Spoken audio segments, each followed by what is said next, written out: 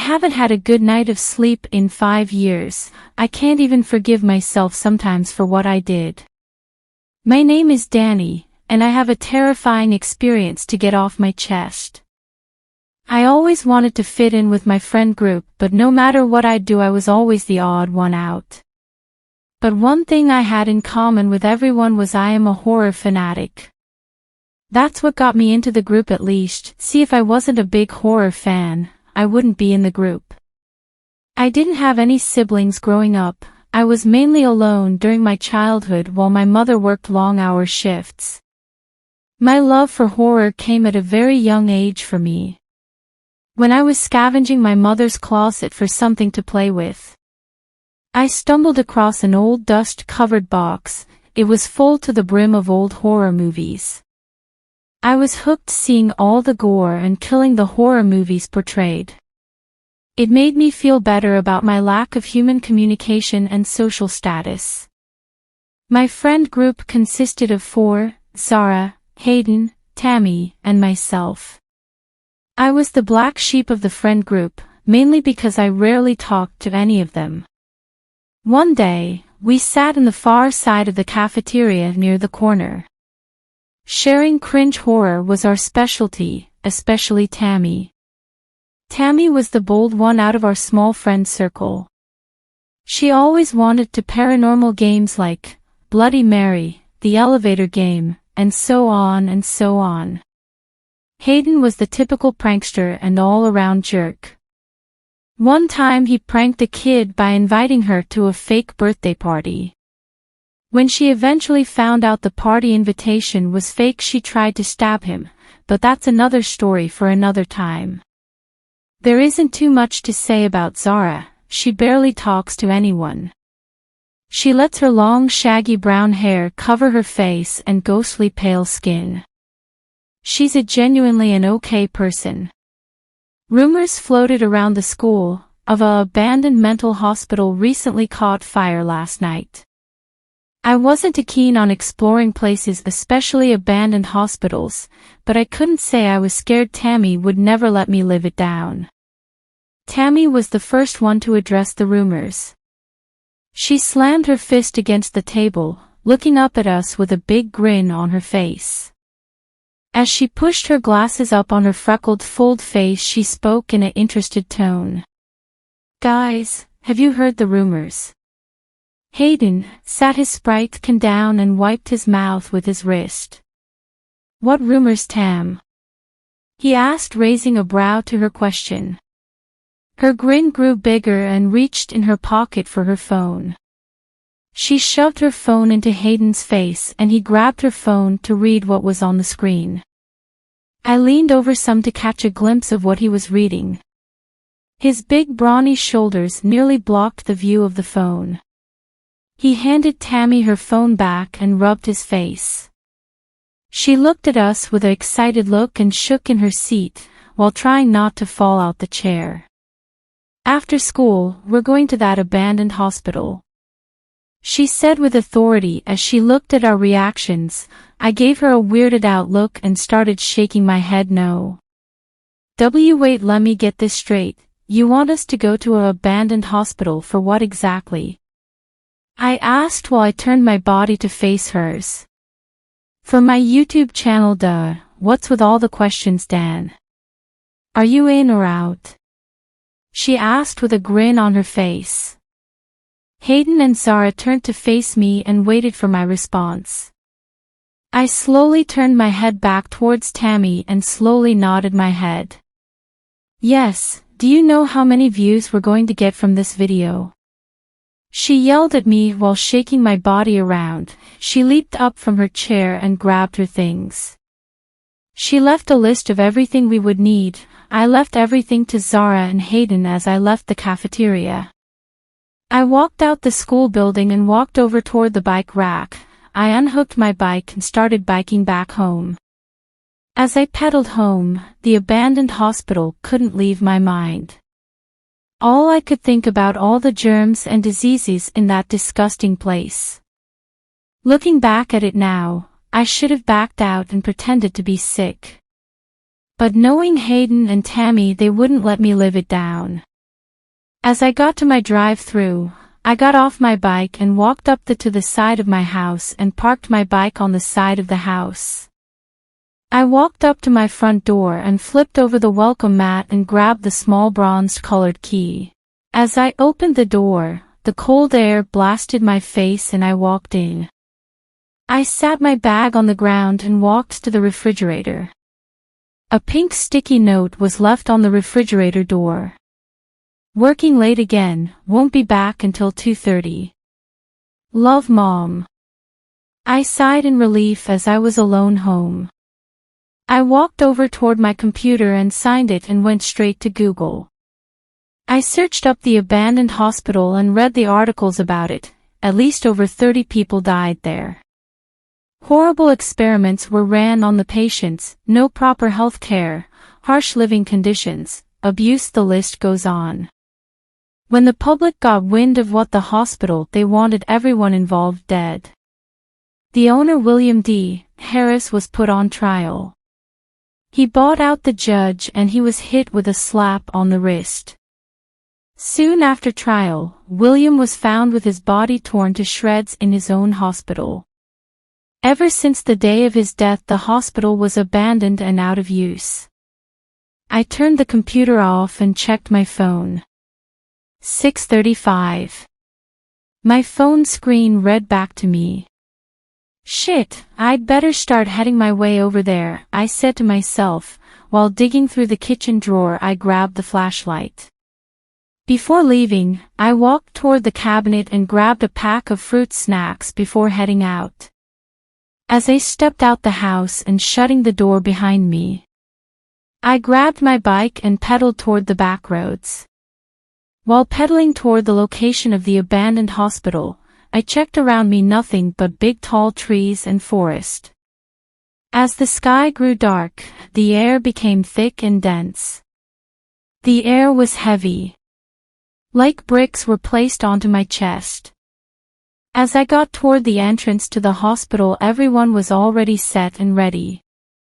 Finally, for a second there we thought you backed out, Tammy cackled as she set up her camcorder. I sat my bike down against a tree and walked over toward Hayden as he dug into his blue bag. "What you looking for?" I asked, glancing at his bag. Hayden grabbed and pulled out a handgun out of his bag. I wasn't a gun person, so I didn't know. He cocked it back and shoved it into his waistband and looked up at me. "Dude, what the actual fuck?" I replied while taking a step back. "Just gotta have it just in case, don't know what sicko could be in there, you know." "There's probably no need for it, dude, Jesus, just don't have it pointed at someone please," I said with worry in my voice. I slowly backed up from Hayden and slowly walked myself toward Tammy. "Hey, Tam dash." I was interrupted by Tammy shoving her camcorder into my arms. "Here, you're my cameraman for this video. All you need to do is keep the camera on me and record until we get into the building. Got it?" I slowly nodded at her question, before putting the camera back on her. "Record, now," she pointed both fingers toward me. I pressed the small switch on the camcorder and pointed it toward Tammy's direction. I quickly shot her a quick thumbs up. She got a little closer and stared into the camcorder. "Alright YouTube, it's your girl Tam for Horror, and today we're here at Williams D Mental Hospital. And we are going to play a game of hide and seek." I slowly turned the camcorder toward the decrepit building. The building looked like it went through hell and back. The once scarlet red hospital once was a place for redemption for the unstable turned hellhole. The building was old and run down. The raggedy building stood up on a small hill with old rotting cracked stone steps leading to the hospital. The hospital had eerie feeling to it, like it generated bad aura. I'm not a spiritual person, not in the slightest, but don't you get a gut feeling not to do something but your mind says yes? I wanted to follow my gut feeling and drop the camcorder and bike it all the way to my house. But I couldn't. We slowly made our way toward the hospital's entrance. The stench from the building was gut-wrenching. The door frames were covered top to bottom in moss and unknown black spots. As we entered the building, the atmosphere changed drastically. The air felt heavier and more thick. It was harder to breathe for me. And with every step we took deeper into the hospital, the damp ground made squish and splash sounds like we were stepping in rain puddles. "Doesn't this look sick, guys?" she yelled out into the spiral steps going up. I turned the camera on the old raggedy steps and used my free hand to shine my flashlight on the rust-covered stairs. "Whoa, this is trippy for it to be an old building. It's still standing when it's rotting from the inside out," I said, facing toward Hayden and Zara. "Alrighty, guys, it's time to play hide and seek. Who's going to go first?" she asked around, looking at everyone in the small circle. Zara slowly raised her hand to volunteer. "I'll go," she muttered softly. Tammy jumped up with excitement and snatched the camera out of my hands and shoved it into Zara's chest. "Count to 50. And if you find us, we have to help you look for the others," Tammy explained to Zara before running down the hall into slight darkness. Zara started her count, and I started running down the opposite hallway from Tammy. Hayden followed Tammy in pursuit. As Zara got to 20, I was a good distance from her. I shined my flashlight against the wall. All the dirt and muck covered the white walls with dirty, dingy flowers. I looked around the hallway and saw 2 doors on each side of the hallway. I opened the door on the right and closed the door behind me. Looking around the room, a patient's bed in the far left corner and a cabinet on the far right side of the room. A small stench of mud and must filled the air, and the rug in the room damp with dirt water from recent flooding. As minutes in the somewhat decent-sized room, I heard a light sound of metal dragging against the wall down the hall from the room I was in. I slowly got to my knees to crawl over towards the door to cause less noise. Putting my right eye against the small keyhole, I looked around the best I could. The dragging of metal stopped mere inches away from me. I quickly turned my flashlight off and was consumed by complete darkness. A scraping noise came from the other side of the door, then slowly to the door handle. As the door handle twisted and turned, I quickly ran over toward the bed and slid under it. The door pushed open. 2 big pairs of gray-looking feet walked into the room. It sniffed the dim, dirty air before saying in a deep, demonic tone, "I smell you, little one. I just want a bite." I covered my mouth to stop my harsh breathing. The figure slowly turned around and stepped into the hallway, walking down towards where Zara counted. I wanted to leave and run far away from here and go to the comfort of my home.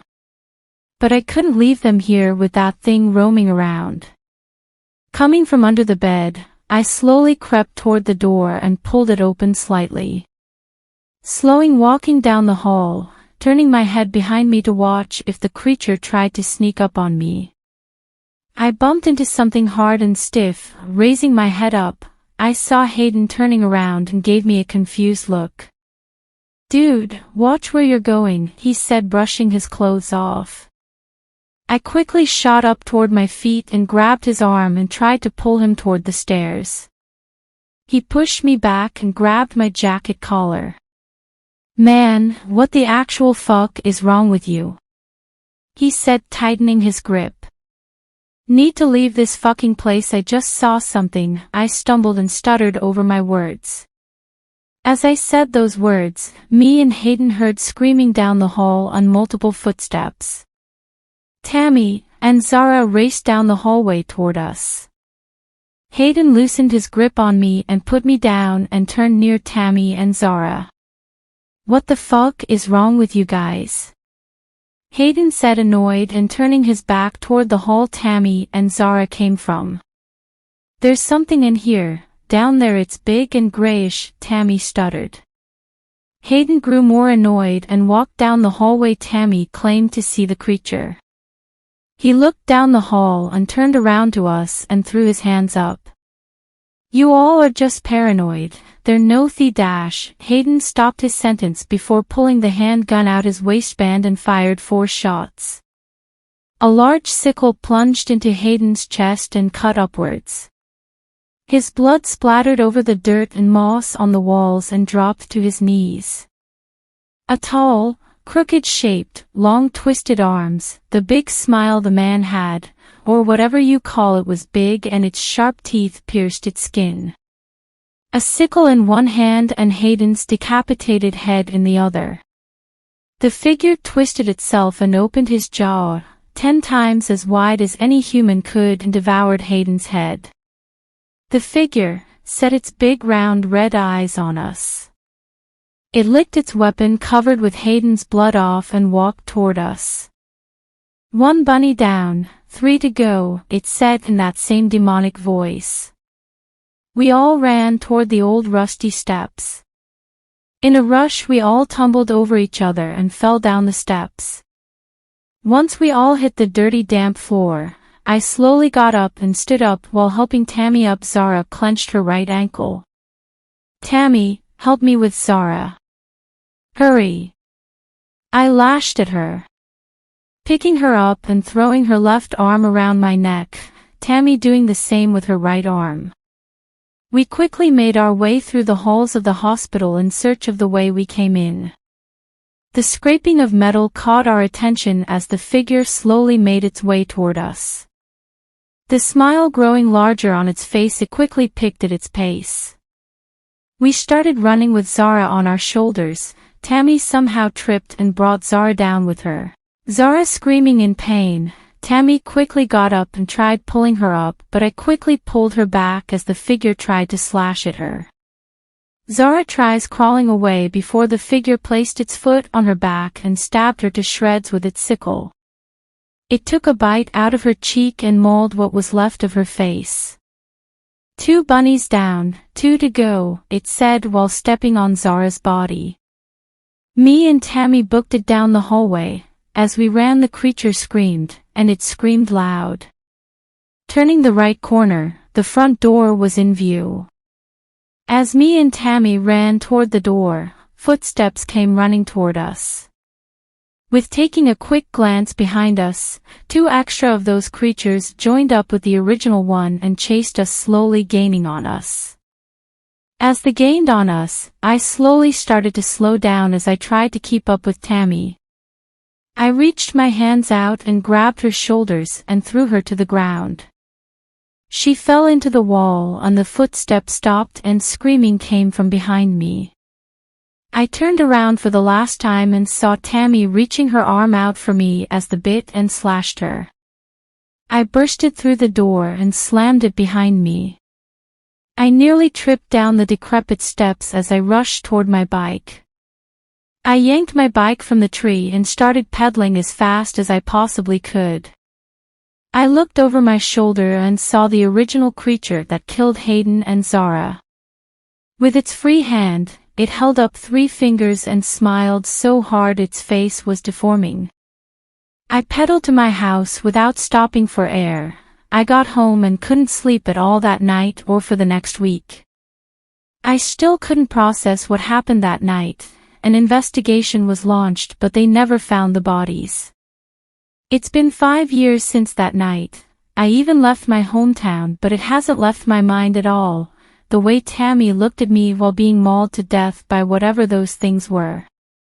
Sometimes, I see her in my dreams tormenting me, asking why I did it. I could never give her a straight answer.